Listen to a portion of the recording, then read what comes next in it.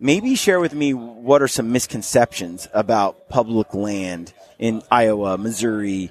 People are afraid that they're going to run into all these hunters and that they're going to have this bad experience. But really, we have overwhelmingly positive experiences with the people that we meet out there. Yeah. Like I mentioned, some of the best friendships that we've made over the years have been those guys that we met on public land, just talked with them, got to be friends with them, worked together. Whitetail deer, especially bucks, Mature bucks, yeah. fed in a certain way. Where's he got a lot of things at his advantage, like wind, sight, his smell, where can he hear stuff coming? The number one determining factor is the lack of human scent, but like we said a while ago, 200 yards is still a long way. So, even if there's a parking lot right there, if there's a road leading in and nobody's walking off that road and hunting a trail that's 30 yards in the woods, everybody's going to that parking lot. That deer usually knows that. Yeah. He's going to avoid that area, but that doesn't mean that he's going to live 2 miles away.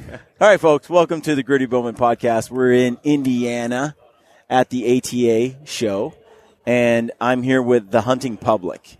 And we've got Aaron Warbritton, Zach Ferenbaugh, and Greg Clements. And I was told about you guys from Jeremy Eldridge over here at Hoyt. Yep. And he's like, you gotta talk to these guys. They're really cool. And I'm a Western hunter primarily.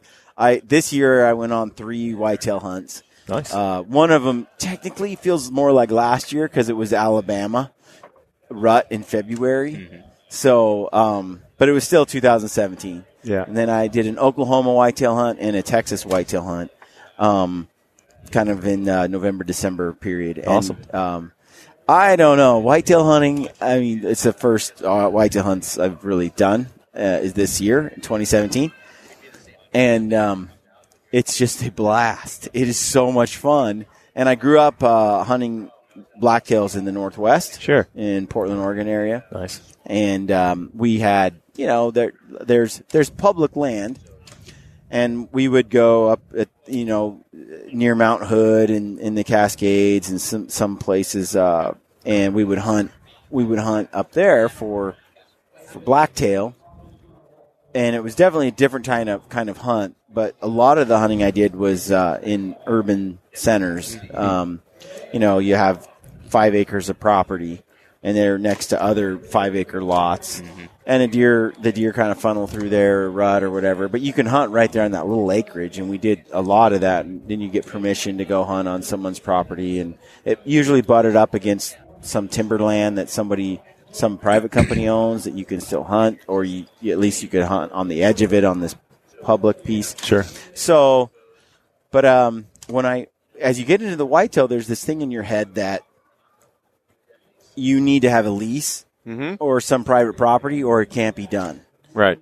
Now, you guys actually are, with the hunting public, and I've watched a few of your videos on YouTube, and Jeremy's like, dude, these guys are hunting whitetails on public land, and it's Iowa primarily? Yes. Yeah, Zach we went to went Nebraska.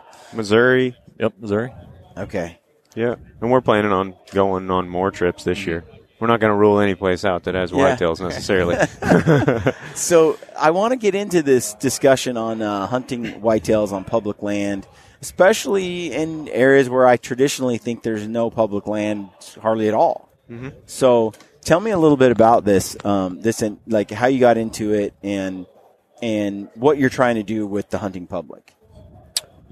Well, it's kind of a grand vision that we came up with whilst drinking coffee and sitting around a table eating peanut butter sandwiches. But it's something that we all feel pretty passionately about. Basically, the hunting public is designed to serve the hunting public. Mm-hmm. That is where the name is derived from, I guess. We are as average as you could ever imagine as far as regular whitetail dudes. Like, we all grew up doing something very similar, small towns. Yeah, we all have similar stories. Grew up basically with a bow in our hands, started hunting at a young age, family and friends. Public land, some private land, little properties. Family, farms, small properties, public land. Similar. Anywhere you can get a good whitetail. Yeah. Or at least anywhere that we could go hunt. Yeah. Period. Like, if it was, I didn't have a driver's license and there was some public land quarter mile away. Mm-hmm. So I'd just ride my bike over there. Yeah. And we all grew up doing that and really had a lot of fun doing that. I mean, when we were young, and then we got older and more experienced, and we got into the hunting industry. We've all worked within the hunting industry for a while, and got more in tune with managing whitetails and the whole thing, like you said. Yeah. At that point, we thought we had to have leases. We had to be shooting 4-year-olds, and then we had to be shooting 5-year-olds, and eventually we tired of that somewhat, and we're like, let's just go back out there on some public ground again and just see what kind of trouble we can get into, as far as deer go. So we just went out there and just with a clear head and a mindset to try to have fun and learn as much as we could. Explore was the big thing, too. Yeah. And a lot of people don't know that you can do that in your backyard on a 10-acre piece of public land. But you can have some insanely cool adventures with your buddies out there. I mean, anybody can. Everybody owns the stuff, so whatever, Yeah. So, that's kind of where the whole idea derived.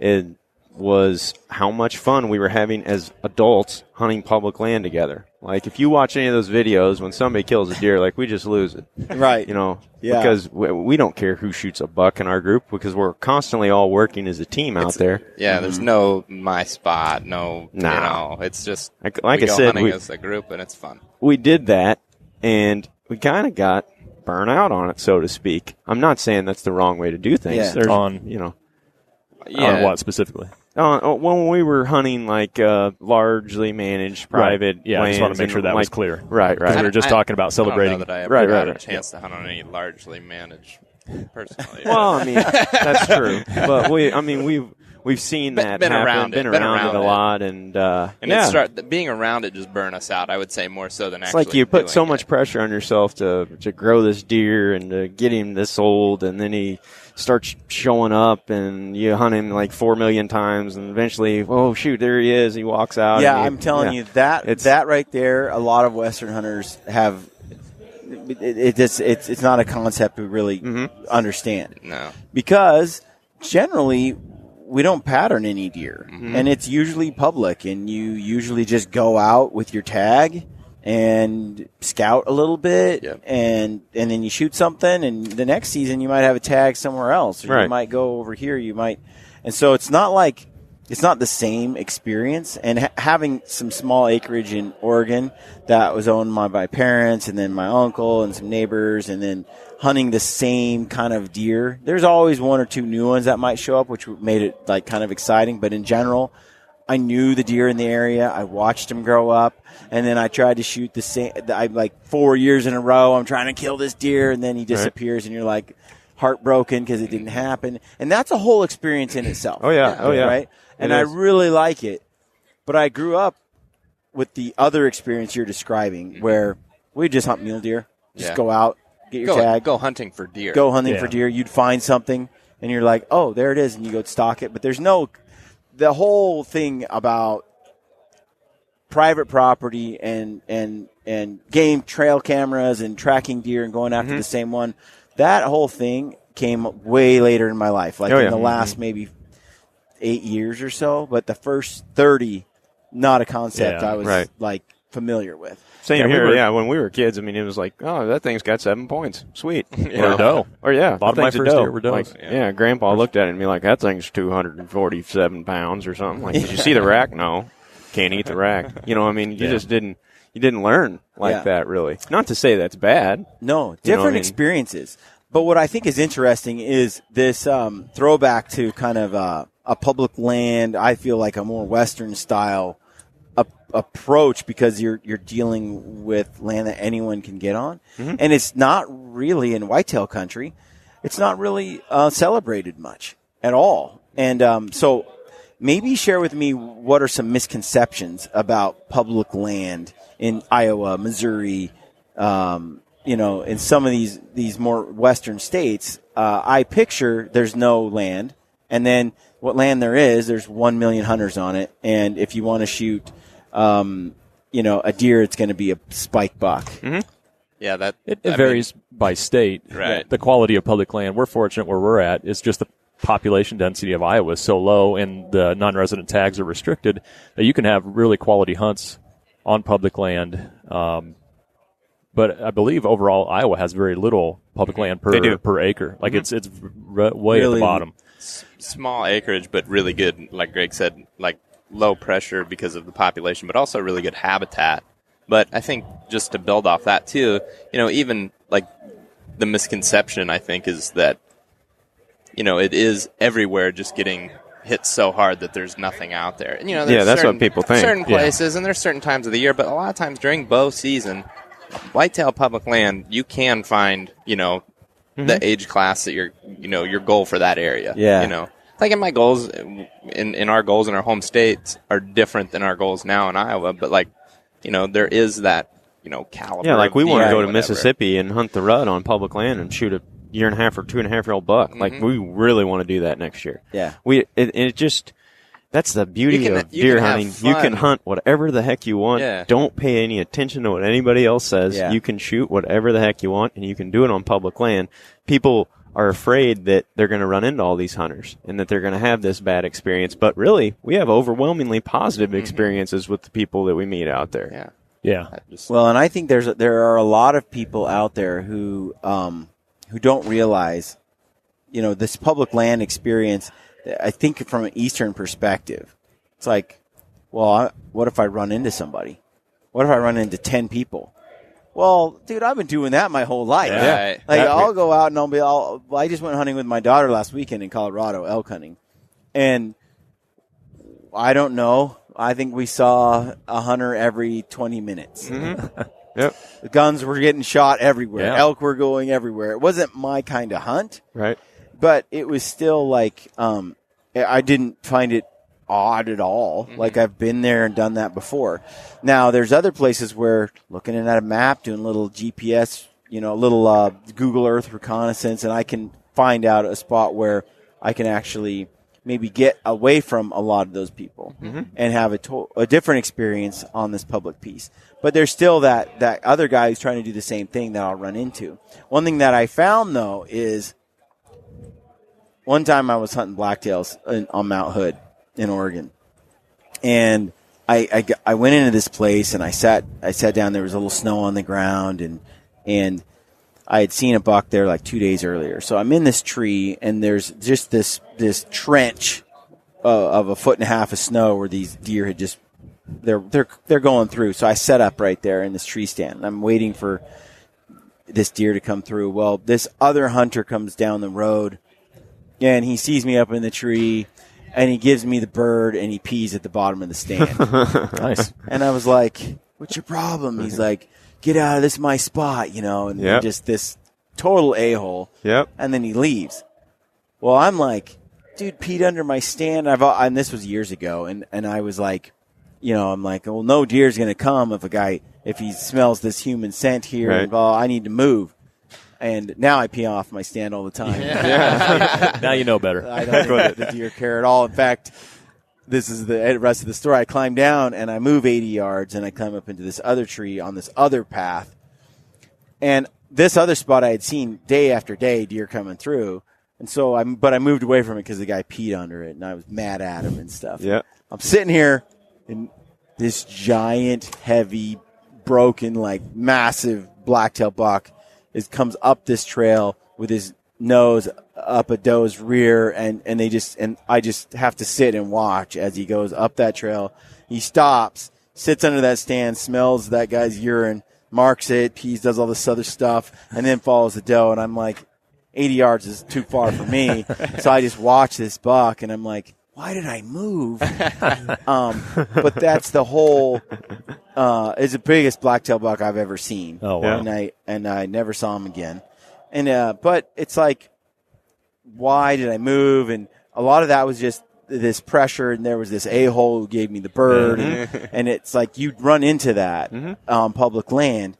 But 90% of the time, my experience is people are extremely respectful and they treat you well. That was my experience too. Growing up on public land, it wasn't a question of how many people, or if you would see somebody, it would be how many people. Like you get to the parking lot, there'd be anywhere from 2, 3, 4, 5, half a dozen vehicles there, and it was really a fun culture. Like the guys all kind of worked together, spread their stands out, and for the most part, I guess I'll share a quick story. Like my first deer when I was 14, it was 1995, and we made what's become one of our best family friends from hunting public land there.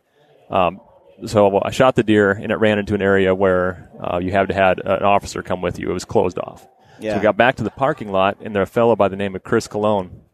He's Zach's long-lost brother. Long hair, high energy, loves to talk. Like if those two got together.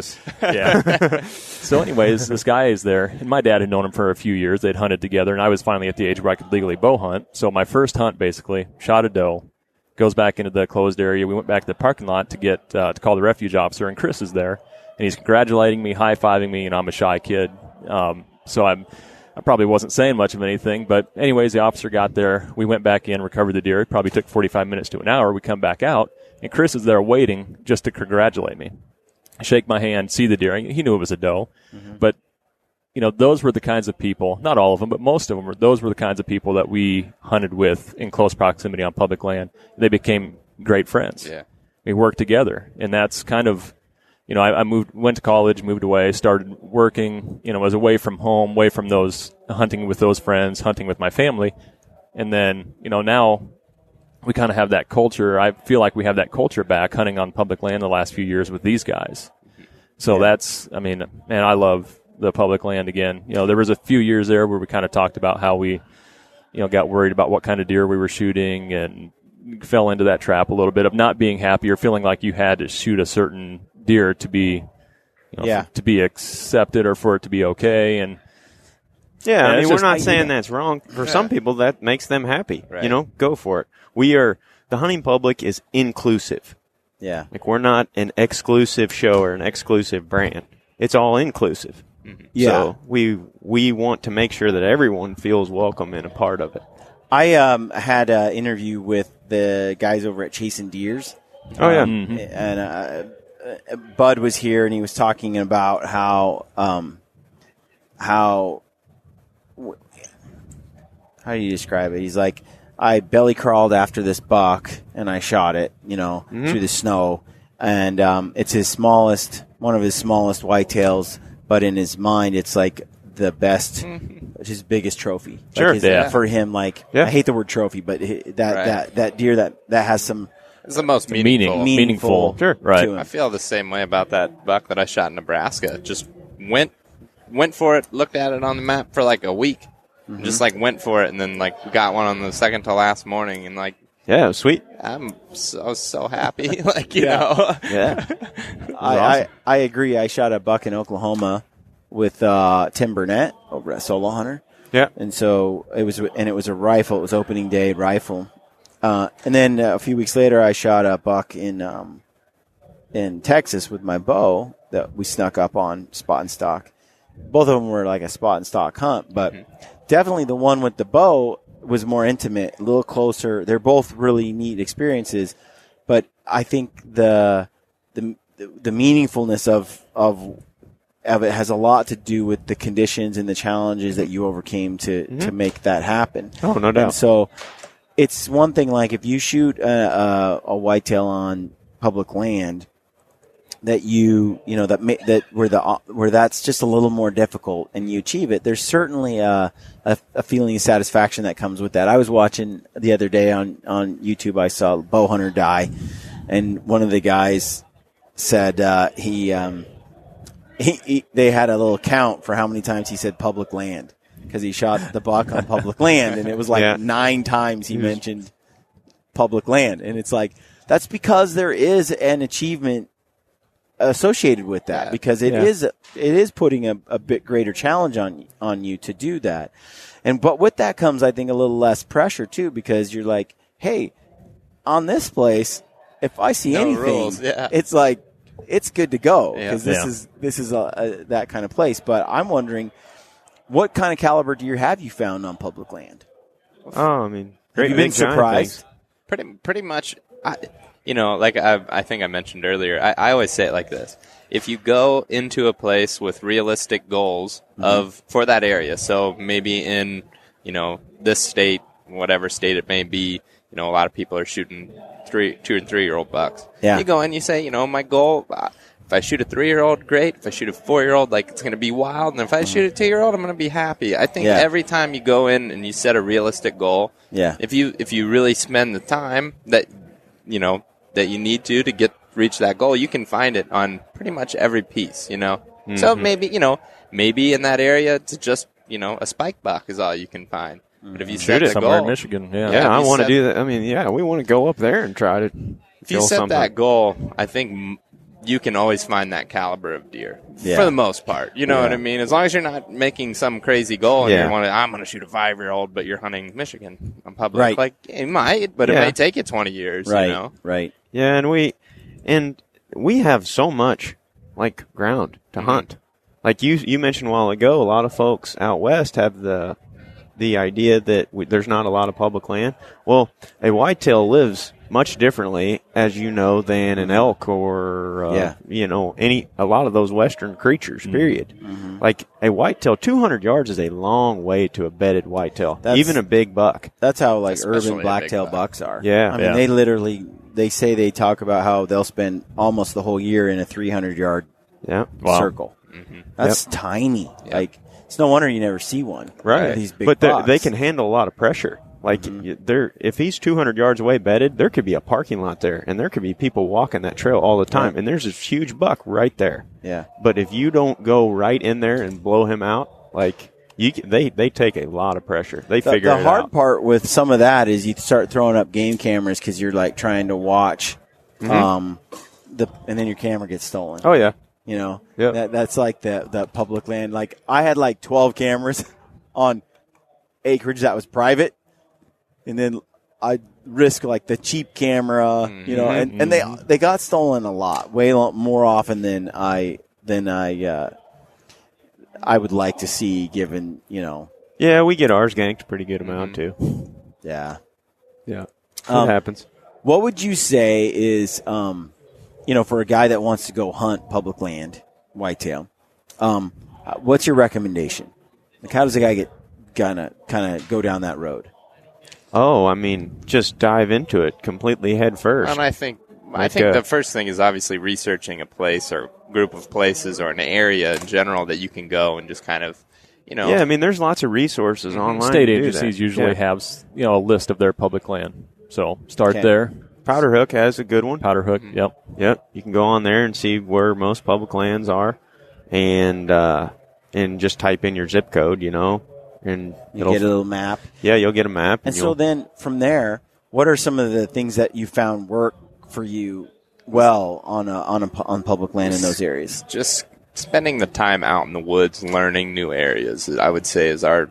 I mean, if you listen to us talk about anything, it's like scouting. I mean, we just beat it to death, but that's how we've had success is just scouting. I mean, every single day we're thinking about. We sit in the house on a map for hours, just like, hey man, what do you think about this? Yeah, thinking about going in here. Like it's kind of funny, really. Like we do it so much, but that's been. Yeah. I would say we all feel that is the most important thing. Yeah, the big picture, it starts with scouting, and we're looking for public areas that are large enough that you can get far enough back in that you can get away from some of the hunting pressure, or you're looking for parcels that don't have a lot of easy access. Yep. Some pieces may have parking lots all the way around to where there's really nowhere you can get a mile and a half, 2 miles back in. Or it's overlooked. Right. Yeah, you're hunting right off the road. Yep. Sometimes. Buck I killed in Nebraska was 200 yards off the road, and we'd been hunting 2 miles in,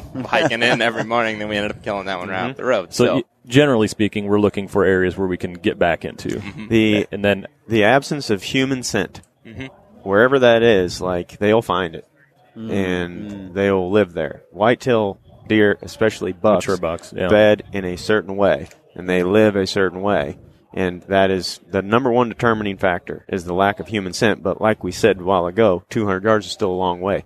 So, even if there's a parking lot right there, if there's a road leading in and nobody's walking off that road and hunting a trail that's 30 yards in the woods, everybody's going to that parking lot. That deer usually knows that. Yeah. He's going to avoid that area, but that doesn't mean that he's going to live 2 miles away on this great big managed acreage. He grew up there. Yeah. That's his environment. They're wild animals. They got to adapt. When I hunted blacktail in Oregon, there were what I realized was it's my own land, right? And I would walk the same trail in and the same trail out, And as long as I walk that same trail in, same trail out, and they were used to me kind of being on that trail, the deer seem to just be like, yep, normal, because there's a house here, house here. Guy's mowing his lawn right here. I can see him. He's 80 yards through the trees. The deer would rut right there, in spite of the fact that guy's right there. Yep. And he doesn't hear it or see it. It's too far. But, I mean, these deer are just like that. But as soon as I walk off that trail and kind of walk through the woods, see ya. They don't come out during the daylight for like another week. To that. Yep. I'm like, what the chuck? Yeah. But they're okay with the guys at the house. So I agree. Like they figure out what is pressure and what they see as danger, and then, but when you're looking for an area without human scent, and you kind of figure out where that's at, then how do you approach it? Like what kind of setup? And I noticed you were hunting on the ground. How often do you do that versus it from a tree? It's every situational. Yeah, right. You know, some places where we are limited to, you know, stands because the ground's so open. But then there's other places where it's like, I need to be, you know, that 200 yards, and we're always talking about 150 yards, whatever. I need to be right there, but there's no tree. You know, there's no tree but back there. So whatever the situation, you know, and setting up. I guess our main setup as of late has been, or, you know, really always has been close to deer bedding, but more specifically now targeting what we believe to be buck beds, you know, where a buck is most likely to bed. And that's why that? Just because, you know, pressure, like we've been talking about, that 200 yards or 150 yards is generally what we're saying, but we don't do things that the rest of the hunters do. Yeah, very we're not often. setting up on. We try to, do something, exactly, do something different than what everybody else is doing, because that's where those deer are going to go. That's why they're alive still. Yeah. That's why a big old buck is still And around.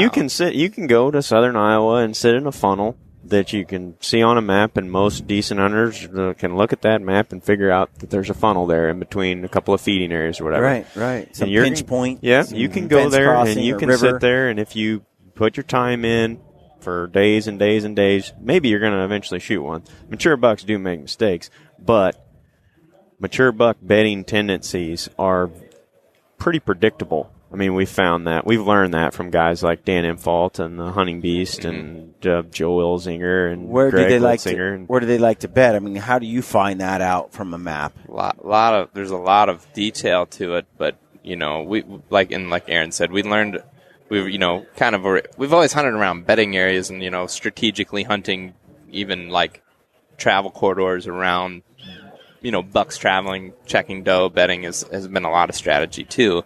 But then we just recently started learning a lot of stuff from Dan, or he introduced it to us. We started researching his ideas and stuff, and then kind of just getting out there, you know, and looking at it in our scouting.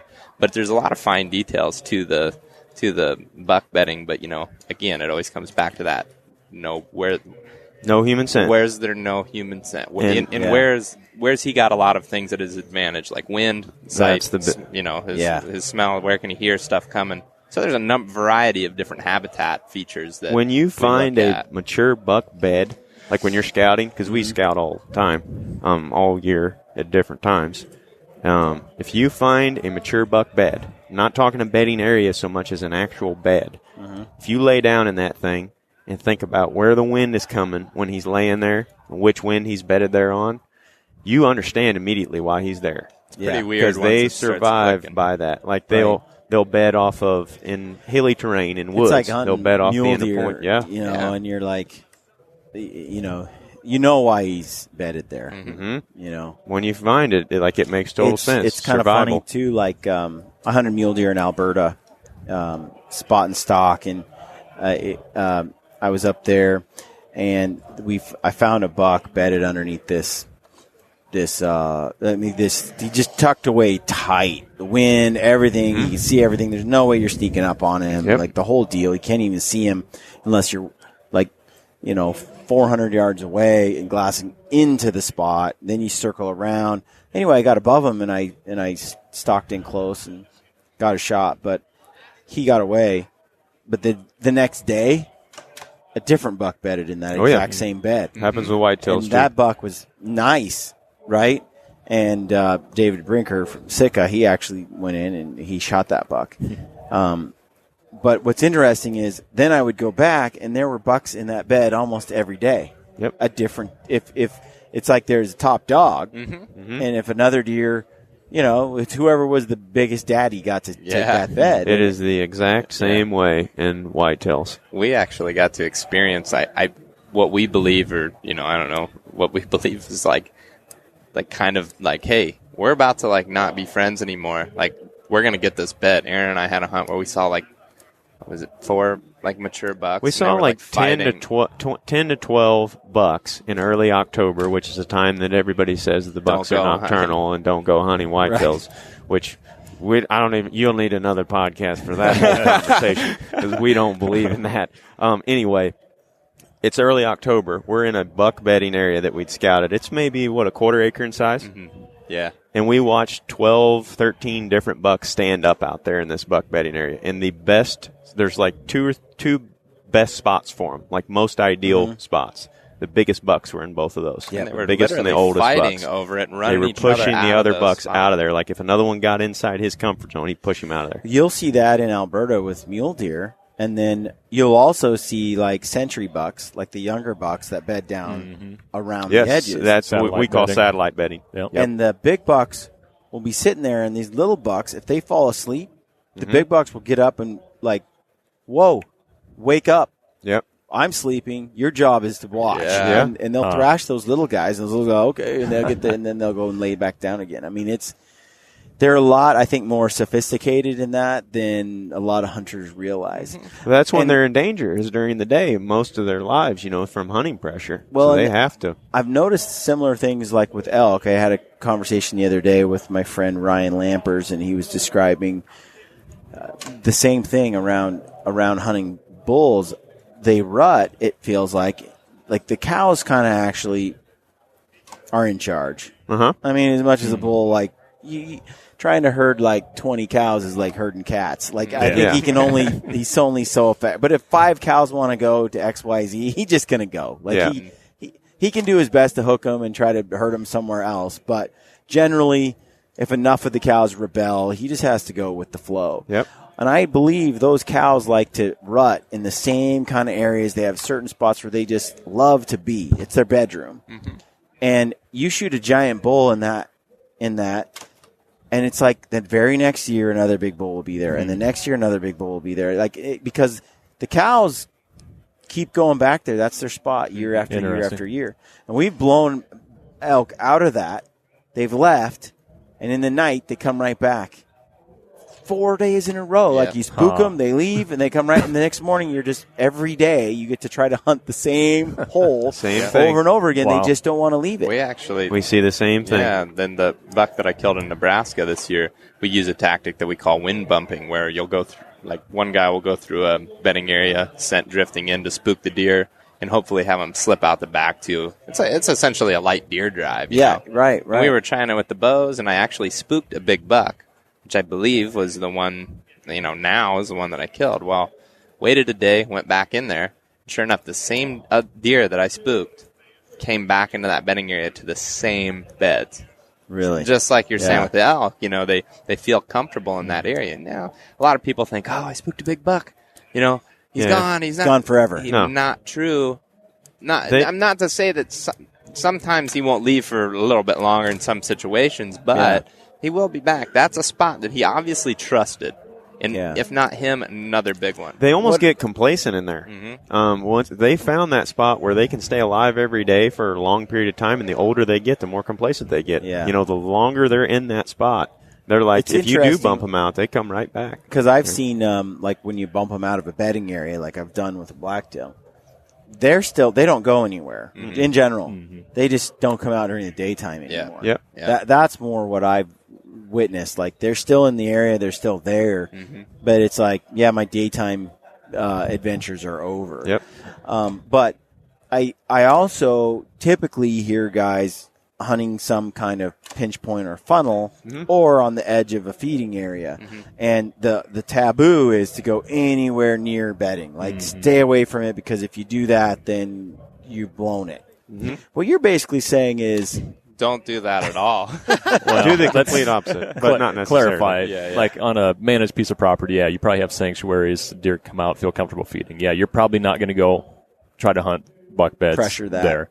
But on public land, where we have lots of options, lots of land to hunt, you can be a little more risky with the approach. I think too, though, there's a time and a place where no matter what type of land you're hunting, get aggressive. Well, I mean, don't always be like, because I think I agree.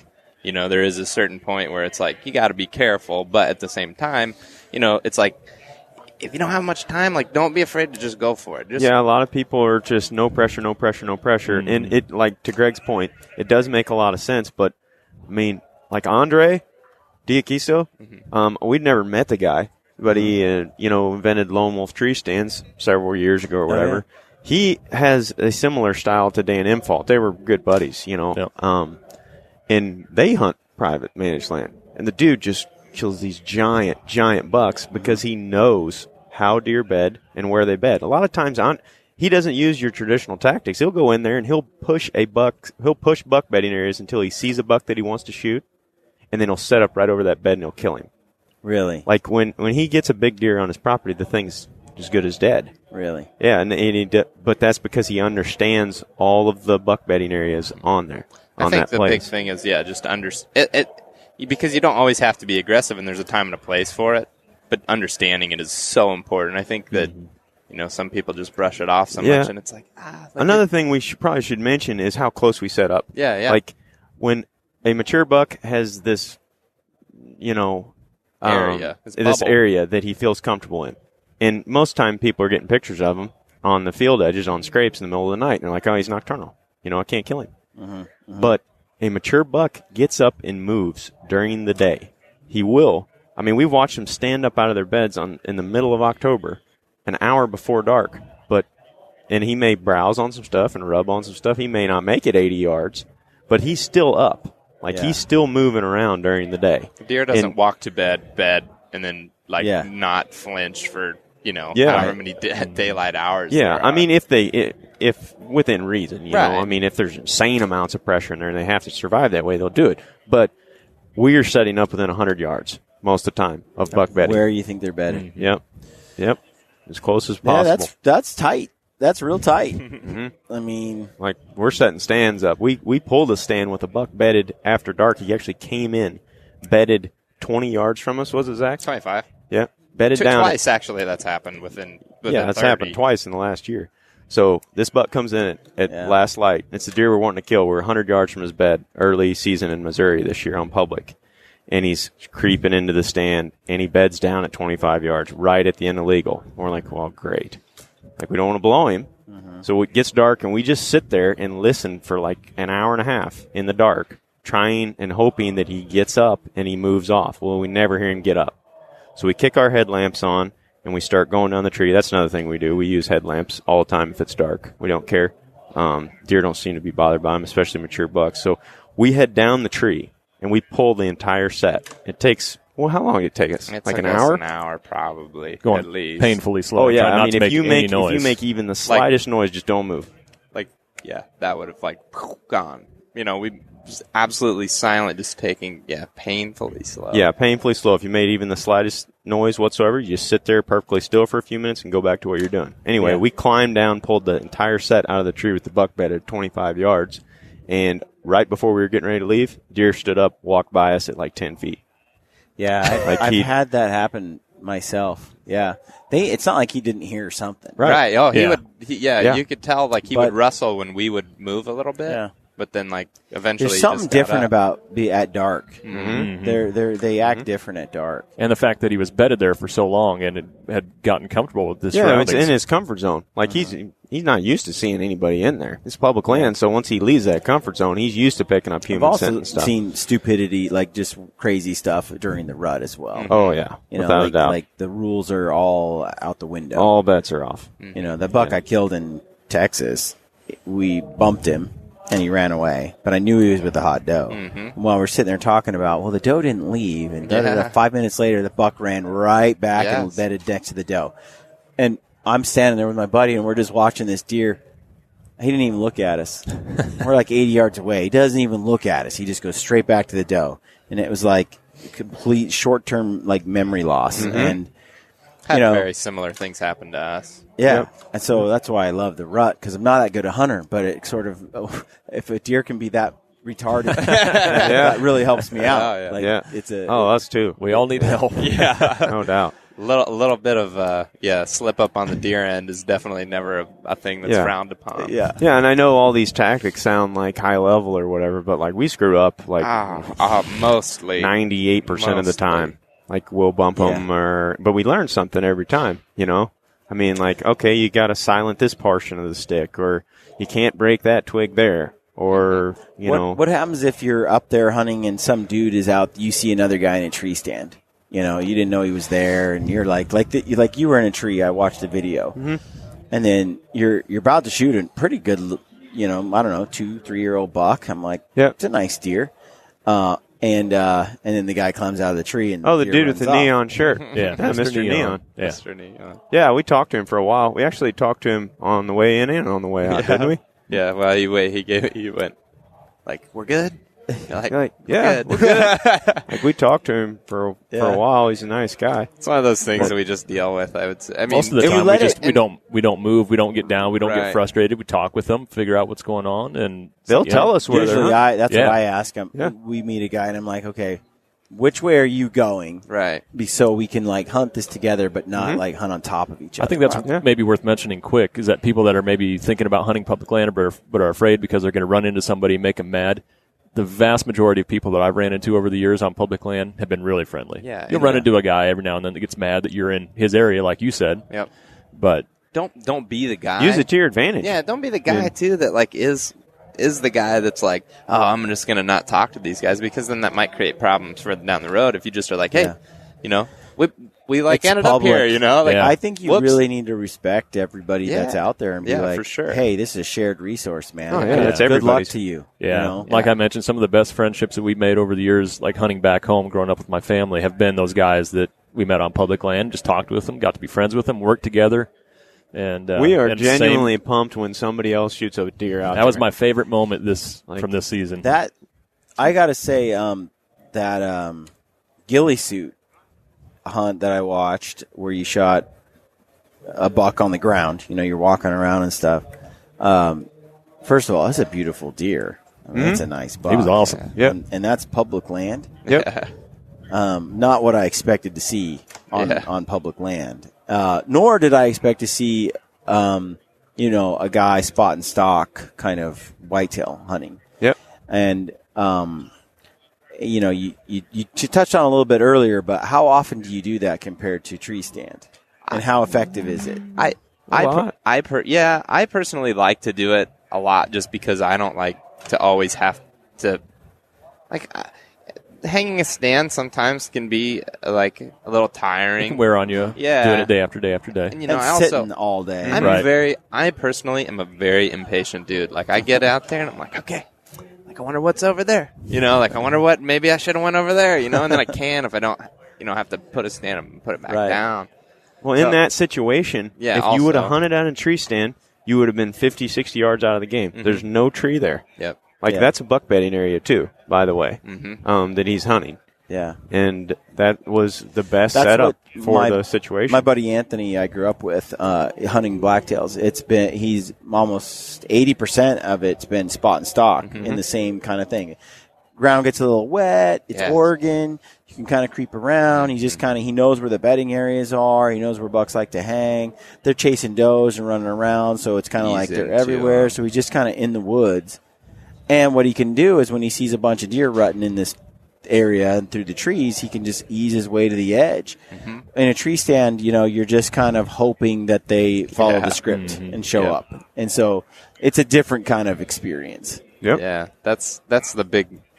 I like setting up on the ground, and I also like still hunting because, again, mostly just because I'm super impatient. But Yeah. I like to be able to see something and then just you go towards it, ease towards it. You know, it's interactive. Sometimes way you to can hunt. get tighter to buck bedding too on the ground than you can in the tree stand. Because you don't have to make the extra noise or the extra that's visibility. the thing that I love spot and stalk, and I think after getting a little more experience in that area, I think you can get way closer to a deer than you think you can. Oh yeah, most sure. guys. You can. Like, there's no way you know where he's bedded. I'm like, dude, if I know where he's at and the wind is good, even in Texas where it was like every step make huge noise, if you move slow enough and careful enough, like you were saying about climbing down, I think a lot of guys don't realize, like deer hear a branch break or a rustle or something, it's at that point, like you talked about, freezing and waiting a while. It takes an extreme amount of patience, and I think what a lot of guys don't realize is they break the branch and then they keep moving. Yeah. They keep moving, and they break another branch, and they stop for a second. Then they keep moving, but they don't really stop for that 2-3 minutes. You almost have to. It's like almost like you have to turn your mind off to time. Yes. Yeah. You know, and it's Deer awesome. has You're no on watch. Yeah, you're on their time. Yeah, and it's an awesome feeling once you're in that zone.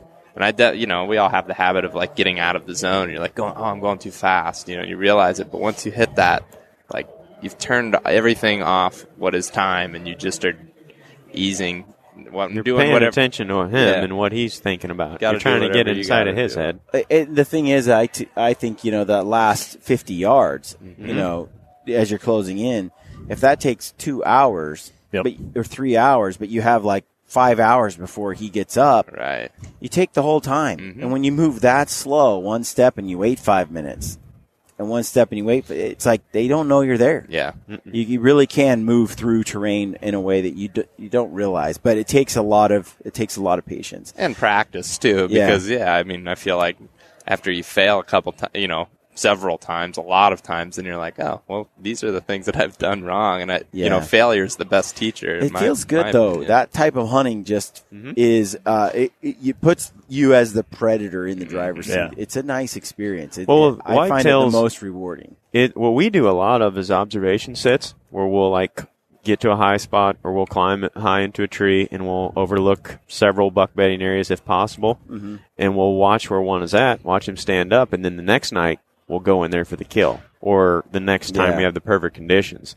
And that's whenever we're sneaking into their bedroom. And sometimes, even if we're setting a stand, we may be only setting it 8 feet off the ground, or we may just be getting on the ground or trying to get in tight to that area. So Whatever it has that situation makes the it has most that same sense. spot and stalk type of element. Yeah. It's just different types of terrain. So let's shift gears a little bit. You guys are building some, really cool, entertaining content. Some just raw and real, like public land hunts, and you're putting them on your YouTube channel. It's all digital, right? Right. Yep. And how many episodes kind of are you throwing out there, and how frequently? I think we came up with there's 67 or 65 episodes from this last fall. I mean, we don't have a set number. Yeah. Basically, anytime we hunt, we're trying to create some kind of content, whether it be on Facebook or Instagram. Sharing the experience. But, I mean, we have a few slow hunts that maybe we don't edit and put on YouTube. Yeah. But primarily, I mean, we're trying to, every time we go out, we're trying to edit it, put it up there, and people cool. can follow along with the story. And we show some private land stuff too. Yeah. We have friends that hunt private land, small properties. Anything that's realistic to the average guy, we're totally for. Just within our small group, though, we all hunt public. Yeah, right. That Jeremy was telling me that, but he was saying that it's interesting because it's telling, because whenever you have a public land video, it people watch that more than your grandpa's farm video. Right, they do. It's really interesting. I mean, it just goes to show how many people are really, really look up to and appreciate that public land experience. It's relatable. Yeah, It's relatable. I feel like even if you're past the point of maybe you've worked your whole life to own a property, at one point everybody's been in the same situation where it's like, I may Cut have their teeth. Yeah, I may have a Got your few teeth somewhere. may have a few places, that are small private land places and some public or only public, but everybody's kind of been there at some point or another. We just want to help people any way possible, whether it's public, private, wherever, and through our experiences, that's where we try to teach as far as tactics go, is through an experience somehow. So you got good or quite bad a or few indifferent. episodes then on the YouTube. So where can people find it? They just look up The Hunting Public? Yep, just look up The Hunting Public. And you guys have a social media account? Facebook and stuff? Instagram. Is it the same? Yep. Yep. The Hunting Public. And where can people reach out to you if they have questions or they want to ask you some stuff? Just On any of those platforms. We are Okay. constantly on them all the time. you guys have a website? No, but we will Working on soon. Okay. We just started, like October 5th or 6th was our first video. Yeah. So Well, folks, I've watched a few. Dwayne and I stayed up in the hotel and watched like 2 hours, and thanks, Dwayne.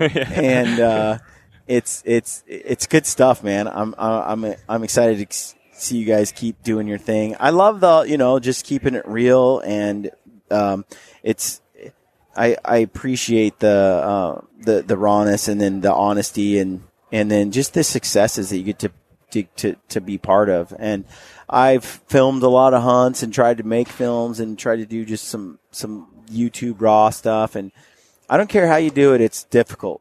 It takes time. Running a camera, especially with a bow and arrow, and then you add spot and stock on top of it, and getting these things on film is it's more difficult, far more difficult than people think it is. Oh, yeah. Especially the Western stuff. I have a lot of respect for people that get good spot and stock hunts on video. That's And I hard. think we got really hard. We got to thank those two guys over there a lot too, because they help Behind us the out camera. and Yeah. they learn fast. Well, and they're do in a front of really the good camera, job. too. We don't care who hunts. They get tags, too, and we just switch out all the time. Nice. Yeah. As long as somebody's in the killing seat. You guys We're got good. like hats and T-shirts and stuff yet? I mean, No, you got not nothing yet. like that you can. We will. Yeah, We will. good. Not We're quite yet, but we're working on that. We're growing fast. We're just, we just started Yeah, like a few months ago. So this past fall, that was our main focus, was just content. cool. Yep. Well done. It's a lot of volume, dude. 65 shows since the fall. I mean, that's a lot. So We're going to keep it going Kudos, man. all through the Congrats. off season. So, folks that are listening, go check out The Hunting Public, especially all you public land junkies. And, yeah. Yeah, if you're out Give 'em west, a come follow. out east and go hunting on some Yeah. public land. It's It's a sweet. lot of fun. Anywhere you want. Like, there's some really cool stuff. Yep. Yep. All right, guys. Thank you. Appreciate Thank you. it. Stay Thanks, gritty. Despite our ever-changing, ever-indignant world with its growing ignorance of and indifference to the ways of the wild, I remain a predator, pitying those who revel in artificiality and synthetic success while regarding me and my kind as relics of a time and place no longer valued or understood.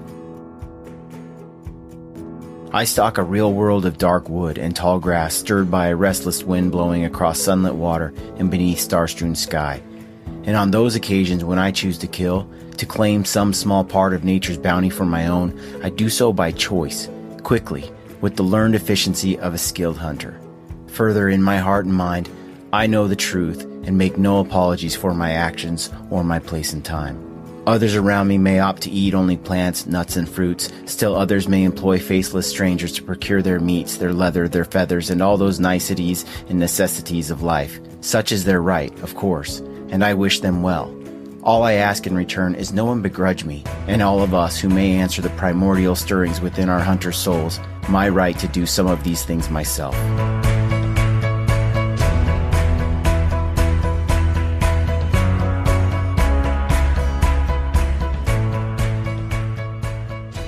What you just heard is a quote from M.R. James.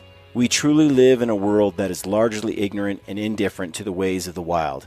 And although some regard us as relics of a time and place no longer valued or understood, we have the opportunity to change the way these people view the hunter and the hunt.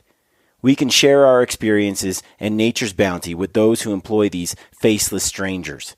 And by so doing, we make a difference, not just for ourselves, but for the wild animals in the wild places we care so deeply about.